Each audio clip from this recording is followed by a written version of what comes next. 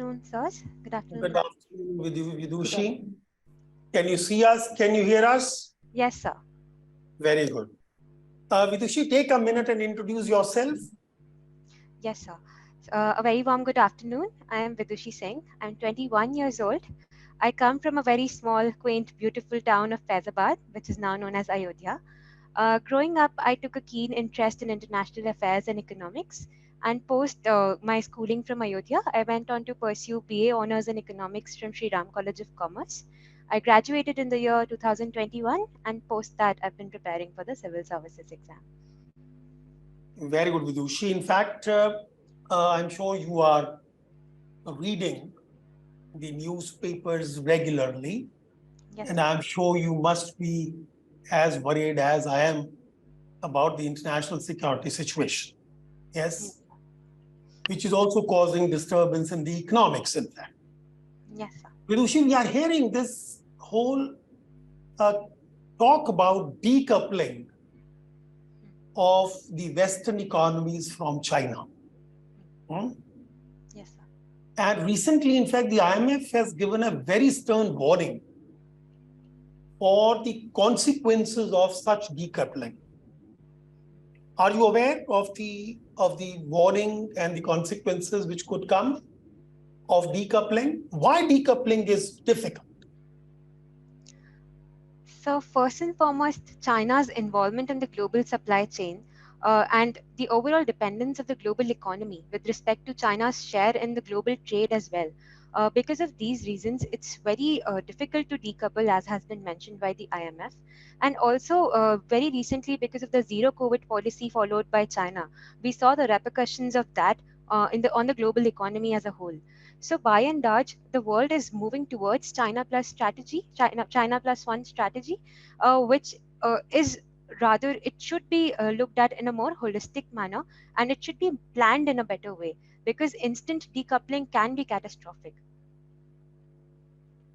Tell me, as far as India is concerned, Yes. if at all this decoupling deepens over time, what kind of challenges it can pose to our economy, in fact?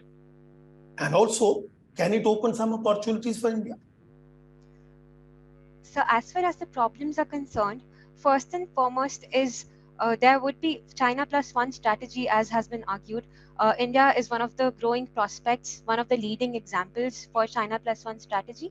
However, decoupling from China, as you mentioned, it can be not very fruitful as well, primarily because of dependence on China. China currently holds 75% of lithium processing, which is one of the critical resources today. So I think problem would be one, dependence on China currently is huge. So decoupling would definitely affect India's raw material supply as well. And prospect, of course, is the increased investments in India, focus of the rest of the world on India becoming a manufacturing hub, pharmacy of the world, and all of the prospects associated with it. Vidushi, when it comes to democracy, we are very proud to say we are the largest democracy. Democracy is basically a balance or a negotiation between individual liberties and collective restraint. Right? Now, when I say balance, different countries deal with this balance differently. But in most places these days, there is an accusation that the balance is tilting in favor of restraint at the expense of individual liberties. Tell me, is this statement right in your view? So I think first and foremost, we have to see why are we actually stating certain statements like this. It is primarily because of increased protectionism and the feeling of nationalism in the world post-COVID and post-Russia-Ukraine conflict. And this has led to certain measures taken by several countries. For example, the recent Israeli judicial reforms. And in India also, the opposition has been actually talking with Western countries and talking about democracy being in danger. So primarily, I think it has to do with the overall global headwinds which have been affecting the countries overall. But by and large, I wouldn't say it to be as extreme as it is being envisioned. It is definitely restraining certain aspects of it, but by and large, individual liberties are still in consonance with the democratic values. Right. Since you have done economics, Yes, sir. Let's talk about one economic aspect again, which is becoming a major talk. This relates to the interest rates. Now, globally, the interest rates are going up. And now there are several reports which say that it would be almost impossible to avoid a recession. Quickly tell me, why should interest rate result in recession? And if that happens, what happens to us again? So this has to do with the business cycle adjustments that is undergoing currently in the global economy, because COVID-19 pandemic was associated with increased liquidity injection into global economy as a whole. Now the liquidity absorption is primarily being tackled by the interest rate rise. It has often been argued that it might lead to recession primarily because the financial sectors in particular, they are undergoing certain loss of profitability. For example, the bond yield reversal in the USA, and a certain amount of it is also being seen in India as well. So that this indicates bond yield reversal by itself indicates that recession might take place. However, I think in the latest Davos summit of World Economic Forum, it was argued by the industrialists that we might evade recession overall, primarily because after the global financial crisis, we have taken lessons, we have learned the lessons, and counter-cyclic policies adopted by the government. You really agree with this argument that we have learned from the global financial crisis? If we had learned, we would not have this problem at all, in fact. So I think obviously there are certain mistakes that we made again. For example, tell me, let me see if you remember those figures. Yes. After 2008 financial crisis, what was the amount of money which was pumped into the system? So I'm not aware of the exact figure. Any idea?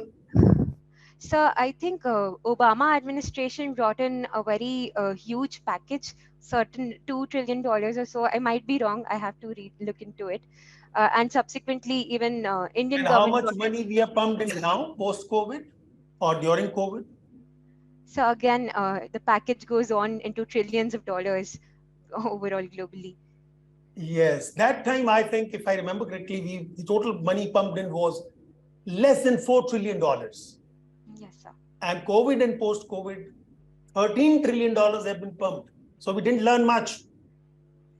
So I think we actually did learn, because global financial crisis and liquidity injection was followed by taper tantrum in the years of 2013. Yes, but taper tantrum was not as problematic as now. So that is also because the nature of problems today that we're facing, it's a poly crisis. It's a political problem along with an economic problem that we're facing currently. So I think that by itself makes it multidimensional, and the solution as well should be institutional and multilateral in nature. All right. Thank you so much. Thank you, sir. Vidushi, a little more related to economics. Yes. Long ago, father of economics, Adam Smith, made a statement. I quote it. She said, 90% of human problems are economic problems, unquote. Yes. Now, my question to you is, which are those 10% problems which are non-economic problems? So it would be those problems would be on line of political problems primarily. However, I think in current scenario, if we actually see this quote, every problem can be associated with economic problem because of the increasing intricacies of all domains interacting with each other. So political problem would be one, and then there are certain social problems as well. However, again, I think it can be interrelated with economics overall by and large. What about the climate change? Is it an economic problem or not? So very much so, it's an economic problem, primarily because climate financing, the major portion of climate mitigation, it involves economics and economies interacting with each other. There's also carbon trading mechanism, which also involve economies overall and the interplay among the economies. And furthermore, all of... What about the social problems? We have quite a few in our country. Are they economic problems?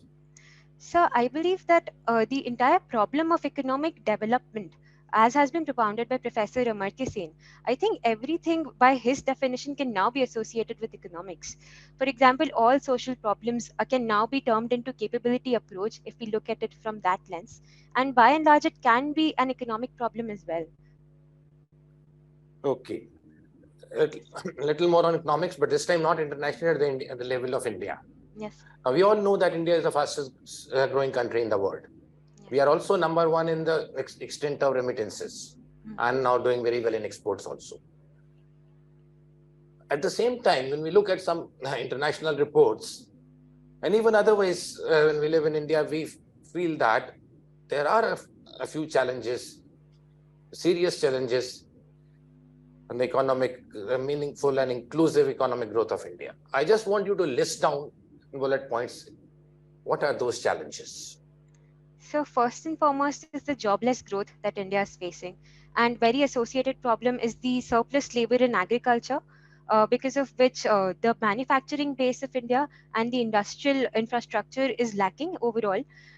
Then on part of inclusivity, I think female labor force participation rate, although it is increasing, but by and large, we still have huge progress to make.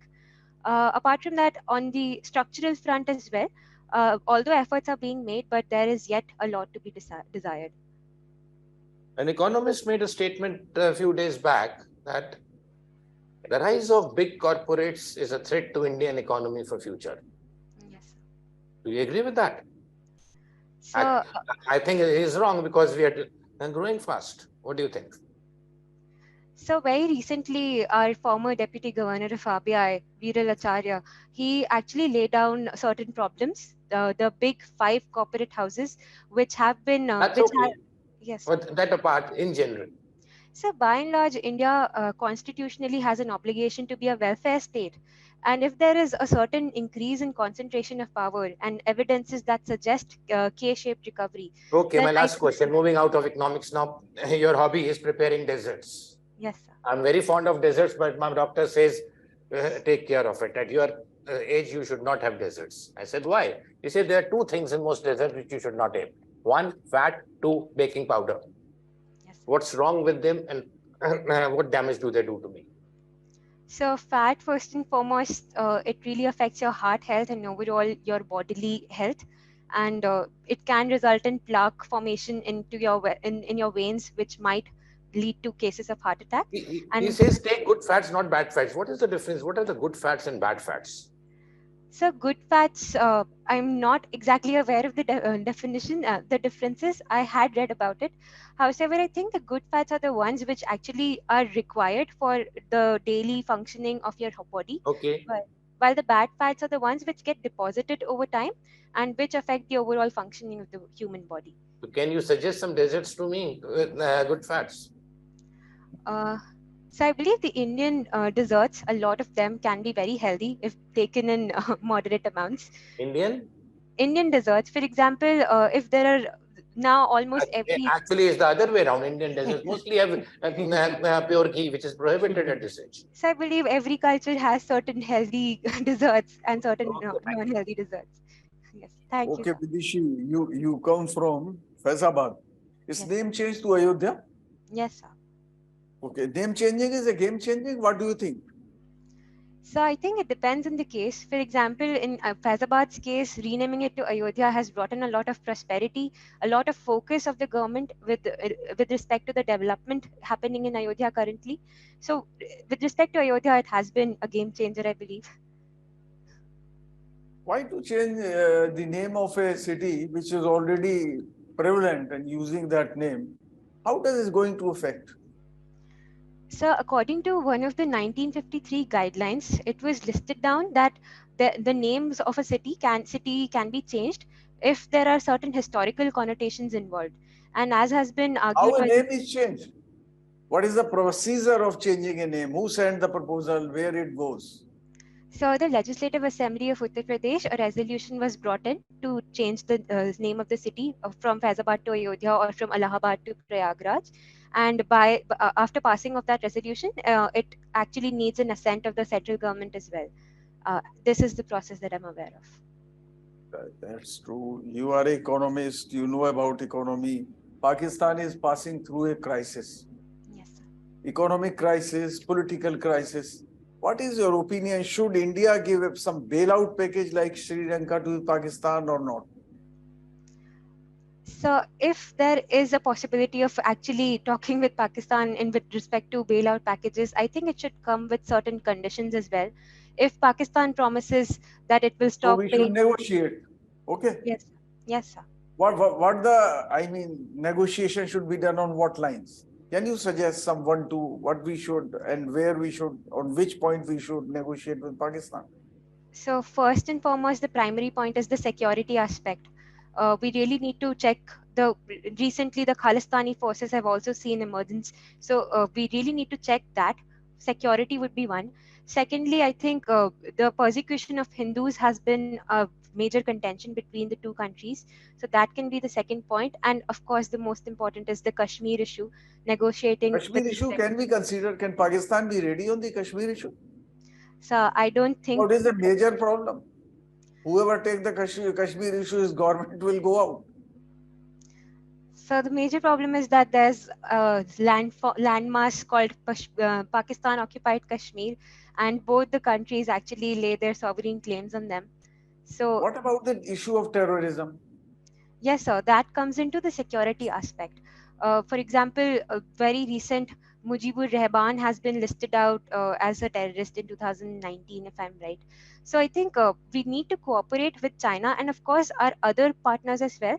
For example, we can also talk to China or Central Asian countries with respect to formal ties with Pakistan or OIC negotiations with them as well. Okay, let us come to your districts. Yes. Faizabad,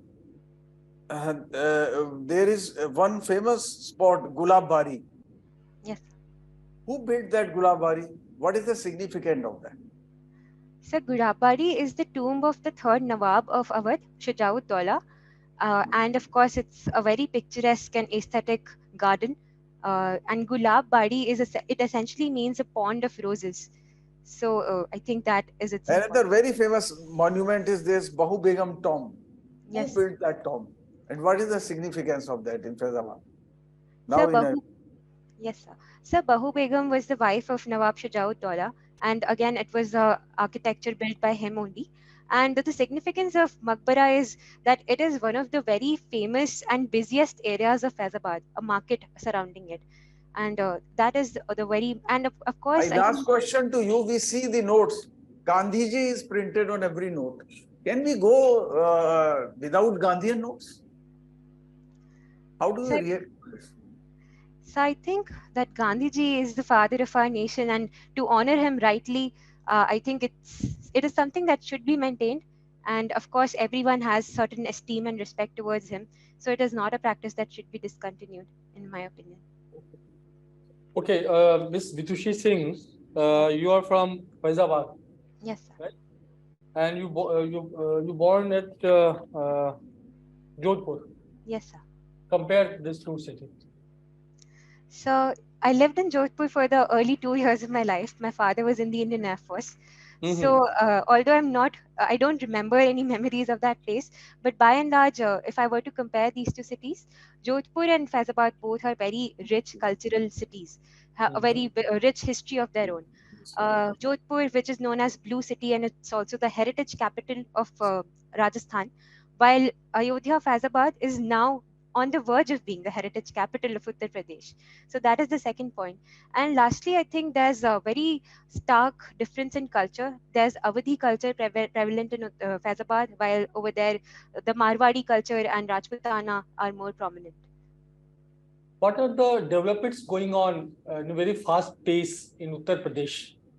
Certain sector, please mention those areas where fast growth is going on. So first and foremost is infrastructure creation. The government is right now focusing on laying the superstructure in order to facilitate development of the state. One is that. Secondly, industrial parks.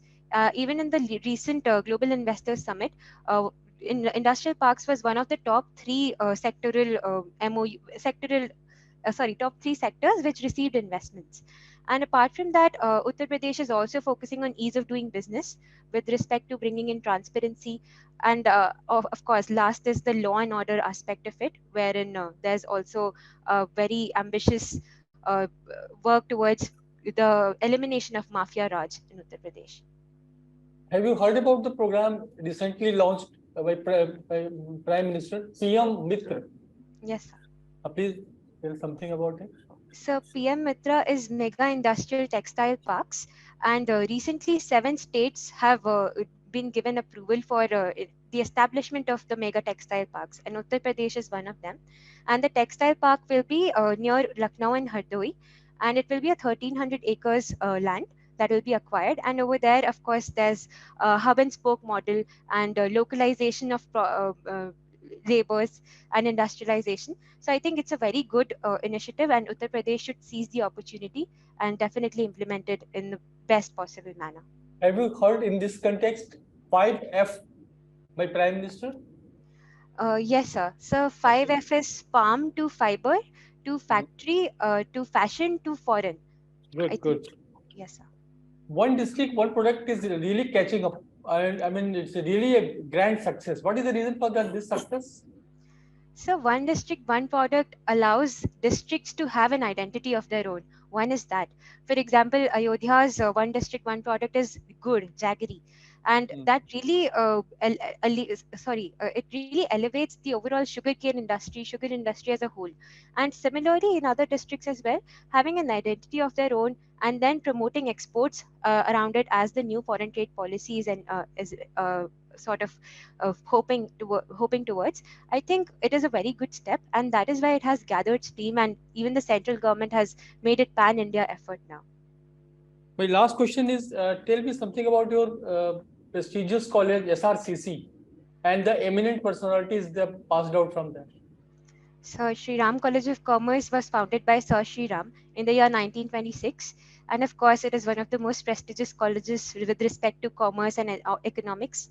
The eminent personalities has been our former finance minister Arun Jaitley, and of course, very famous journalist Rajat Sharma. These two are the very famous personalities of my college. And of course, it is lovely. I feel an element of pride in myself being a graduate of SRCC. So that's an element to it as well. Okay, great. Thank you. Thank you, sir.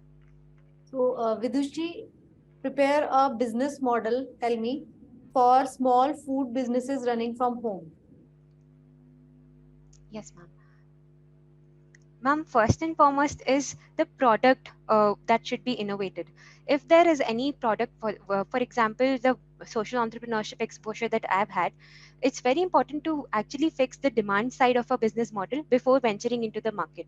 So any given expertise of, for example, Lizzat Papad, it is a very famous model, for example, and it's really important to actually increase the food processing component of any product whatsoever. So building on the demand side of it, I think then would come market linkage. That would entail going to exhibitions and partnering with government bodies so as to actually encourage the production of such food businesses, and finally building a brand around it would actually elevate the overall business model and make it more sustainable. Okay. Why you want to join civil services? Ma'am, coming from a very small town, I think I realized the importance of administration at a very young age. And furthermore, civil services as a whole, as a job, it provides diversity of opportunities and leadership roles at a very young age. And even my social entrepreneurship exposure, it made me realize that how I can facilitate the impact and change making abilities of people by working in the system. So I think all of these factors really motivated me to sit for this exam, and therefore I want to join the civil services. Okay. From last 2 weeks, it is raining in North India. Yes, ma'am. So why? What is the reason? And what is the effect of this rain in the agriculture? Ma'am, for the past 3 years, there were consecutive La Nina years. And while it is anticipated that this year we might see an El Nino effect. So primarily it's because of Western disturbances, and I'm not exactly sure as to what geographical phenomena is happening. So I think that it would be that. And the effect, of course, has been on the crop yield. Primarily sugarcane crops have seen mass damage primarily, and which has also led to reduction in the export capacity of sugar, processed sugar by India. And also the mustard crop and wheat crops have also faced difficulties in the overall quality of the crop. Okay. In the global scenario, you just tell me how the heat is distributed. Ma'am, there are multiple reasons for it. First and foremost is the ocean circulation, which affects the heat distribution, the ocean currents. Then, of course, the atmospheric circulation along with the ocean circulation. So there's and also there are atmospheric cells, Hadley, Ferrel, and polar cell, which affect the general atmospheric circulation. Okay. You are staying in Delhi in your graduation time, you must have stayed. So what are the key areas in which you would like to work in Delhi? Ma'am, first and foremost would be waste management, because it is also one of the ambitions of the current Delhi government to make Delhi landfill free. So one would be that. Second, very associated problem is water, because I have had the exposure of working in Delhi with respect to these two sectors. I do know the problems that these two sectors currently face. And apart from that, I would also want to work upon women development and empowerment. These would be the three priorities. Okay, my last question. In the business model, when I asked the question about business model, you just spoke about the creation of assessment of the demand. So can you create or generate the demand for a very new product, totally new product, and you have to launch it? So then how would you ascertain the demand side of it? Ma'am, there are multiple things to do to actually assess the demand side of a product per se. First and foremost is its accessibility and of course acceptance of a product, which really involves consumer surveys, online campaigns. Okay. Thank you. Thank you.